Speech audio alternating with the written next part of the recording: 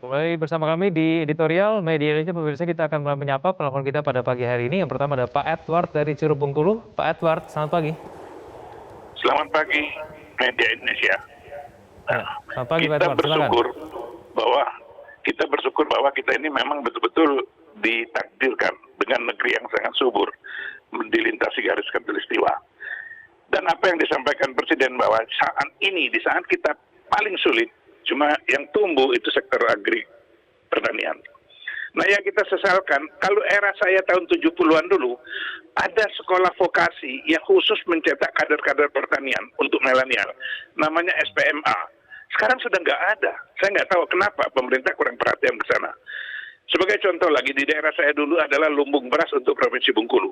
Tetapi sekarang mereka sudah, karena jumlah penduduk yang bertambah, mereka nggak bisa memenuhi kebutuhan itu. Karena apa? Di sana cuma panen sekali setahun. Nah, ini katanya ada kepercayaan magic bahwa kalau lebih dari sekali menanam, itu habis diserang hama. Nah, ini perlu diselidiki atau perlu dipelajari. Apa tindakan yang harus dilakukan? Di Jawa orang bisa panen 3 kali. Nah, ini kan kita mungkin yang perlu dipelajari oleh pemerintah daerah. Pemerintah harus punya fokus. Yakinlah bahwa kita lihat kalau contoh-contoh di luar negeri pertanian dengan teknologi itu, itu menjadikan orang yang berpenghasilan baik. Nah, cuma kan gambaran sekarang betul-betul karena tadi panennya cuma sekali, dan sekolah yang akan menjurus sana untuk jadi tenaga ahli pertanian muda itu nggak ada lagi. SPMA itu mungkin perlu dihidupkan, perlu dipikirkan oleh pemerintah sekarang untuk seperti yang disampaikan oleh Metro, perlu menciptakan petani-petani milenial itu. Nah, mungkin skala vokasi di SMA itu langsung diadakan lagi sehingga banyak yang berminat gitu loh. Minimal mereka jadi penyuluh pertanian di lapangan-lapangan. Karena potensi pertanian sangat baik di negeri kita. Negeri kita negeri yang sangat subur dengan dianugerahikan negeri yang sangat subur. Oke, baik, terima kasih Pak Edward dari Bengkulu. Di belakangnya ada Pak Sardi dari Bekasi, Jawa Barat. Pak Sardi, selamat pagi. Halo, selamat pagi Media Indonesia. Ya, silakan Pak Sardi. Ya, saya tertarik dengan topik hari ini bahwa pemerintah menciptakan petani milenial. Saya petani dan berusia sudah 66 tahun hari ini. Sudah beberapa generasi bahwa kenapa petani saat ini milenial tidak tertarik? Karena dalam pikir mereka bahwa petani itu hanya bergelut dengan lumpur dan kotor-kotor.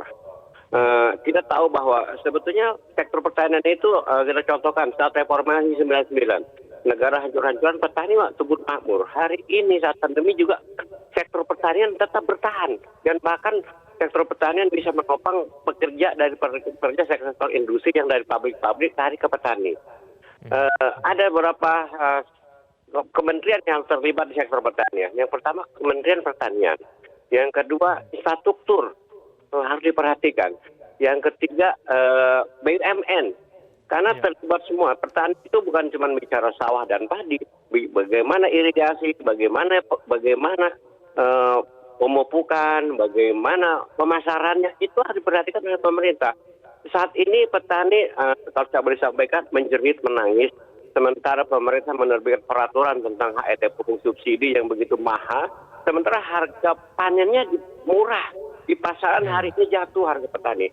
Bagaimana milenial mau tertarik kepada pertanian? Karena petani hanya diperhatikan oleh segelintir oknum yang memang ada kepentingan politik. Kita tidak mau petani hanya dijadikan sektor politik.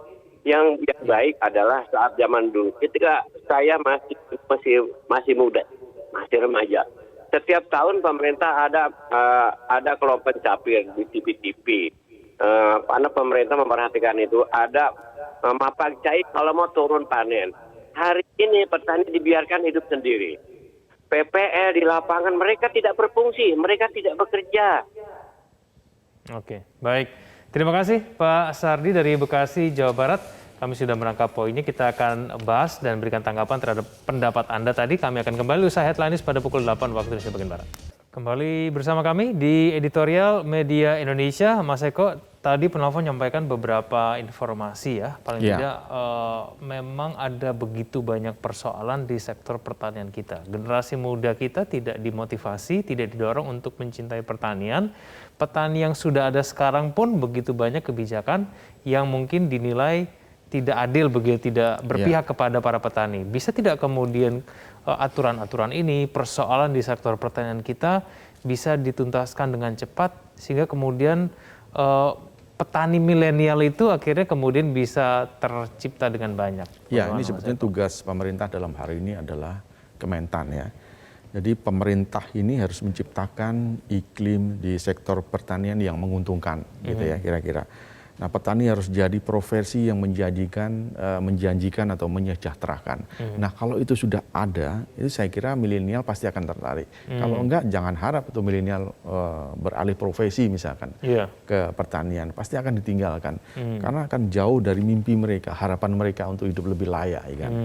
Jadi kalau betul ketika sekarang pandemi COVID-19, itu sektor pertanian memang tumbuh 1,75. Di 2020 kemudian yang tahun sekarang tumbuh sekitar 2,95. Yang lain minus, yang pertanian sekarang naik. Itu karena COVID ya kan. Karena semua negara, semua masyarakat, semua butuh pangan. Nah ini yang menyebabkan pertanian dalam hal ini adalah sektor pangan ini lebih menjanjikan. Nah, tapi ke depan memang harus yang saya sebutkan tadi banyak hal yang harus diperbaiki oleh pemerintah.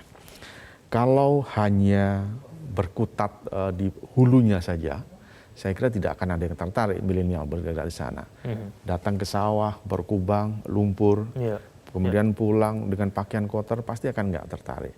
Tapi ketika kita melihat milenial untuk diajak misalkan berkunjung misalnya ke Batu, ke Pujon di daerah Malang, kemudian di Sukabumi, di daerah Salatiga yang dimana pertanian mereka maju, ya, terutama di sektor pertanian di buah-buahan maupun sayuran, nah, itu banyak milenial yang pasti akan tertarik karena tidak harus berkubang dalam lumpur, tidak harus berkotor-kotoran, tapi ada gengsi di sana juga. Nah kalau itu yang terjadi, saya kira keinginan pemerintah untuk mencetak ratusan bahkan ribuan petani milenial di tahun-tahun depan pasti akan terjadi. Tapi kalau enggak, ya jangan harap itu akan terjadi. Tapi kondisi dari petani kita sendiri seperti apa sih Mas kalau berbicara mengenai kondisi sekarang ini?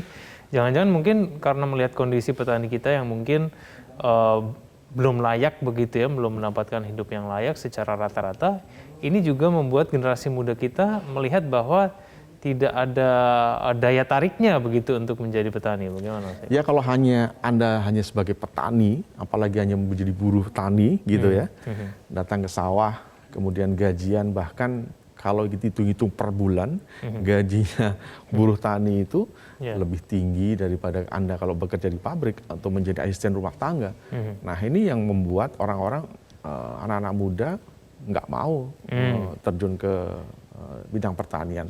Itu kalau paradigmanya nggak diubah, pasti akan terjadi demikian. Tapi ketika pemerintah kemudian menciptakan iklim sektor pertanian yang menguntungkan, nanti lewat apalah terobosan-terobosan yang akan dilakukan oleh Kementerian Pertanian, nah itu pasti akan membuat milenial berpikir ulang. Oh ternyata pertanian ini banyak sekali keuntungannya, banyak sekali yang bisa dikerjakan dan masih banyak peluang untuk mereka hidup layak di pertanian. Jika hal itu kemudian dilakukan, saya kira akan banyak milenial yang sekarang didominasi oleh usia 45 tahun ya ke atas. Kemudian bisa jadi nanti mereka yang lulus kuliah di pertanian maupun di peternakan, kemudian beralih profesi ya, atau mungkin menjadi profesi baru gitu, menjadi petani yang tangguh. Tidak harus petani sawah ya kan, tapi juga yang lebih elit lah misalkan ya, di sektor yang bisa menghasilkan uang. Karena sektor pertanian tidak hanya sekedar untuk memasukkan kaki ke dalam sawah begitu ya, dan berkotor-kotoran, dan lebih luas dari itu. Kita harapkan semoga kemudian generasi milenial kita lebih banyak lagi yang tertarik di dunia pertanian. Terima kasih Mas Eko bersama kami pada pagi ini. Selamat pagi Mas Eko. Selamat pagi. Pemirsa, pendidikan vokasi di bidang pertanian yang kini banyak dikembangkan di berbagai perguruan tinggi maupun institut pertanian bisa menjadi salah satu solusi bagi Indonesia dalam menghadapi lonjakan jumlah penduduk yang puncaknya akan terjadi pada 2062 mendatang. Regenerasi petani mendesak dilakukan agar kita terhindar dari krisis pangan di masa depan. Terima kasih Anda telah menyaksikan editorial Media Indonesia. Selamat pagi.